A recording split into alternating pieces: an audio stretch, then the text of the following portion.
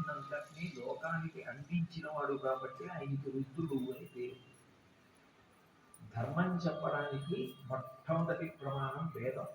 ఆ వేదము ఈశ్వర ప్రోక్తం, అందుకే దానికి అపౌరుషేయము అని పేరు. అపౌరుషేయము అంటే అది ఏ కవి చేత కానీ ఋషి చేత కానీ చెప్పబడినది కాదు, అది ఒక వ్యక్తి చేత రచింపబడినది కాదు, సాక్షాత్ పరమేశ్వరుడు చెప్పినది కాబట్టి దానికి వేదము అని పేరు, అపౌరుషేయము.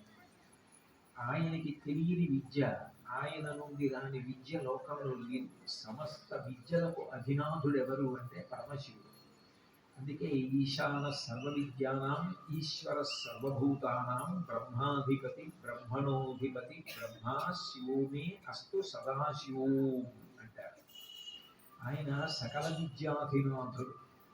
ఏ విద్య రావాలన్నా పరమశివుని యొక్క అనుగ్రహం కలిగినప్పుడు మాత్రమే అది సాధ్యమవుతుంది. అట్లాగే అమ్మవారు గురుమండల రూపిణి. ఒక గురువుగా ఈ లోకంలో తిరుగుతూ లోకములకు జ్ఞానమును అందించేటటువంటి తల్లి ఆమె.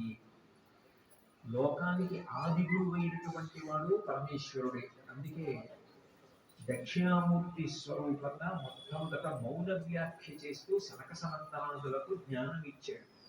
మౌన వ్యాఖ్యా ప్రకటిత పరబ్రహ్మతత్వం యువానం వర్షిష్టం తేజసదుషిగణై ఆవృతం బ్రహ్మనిష్టై ఆచార్యేంద్రం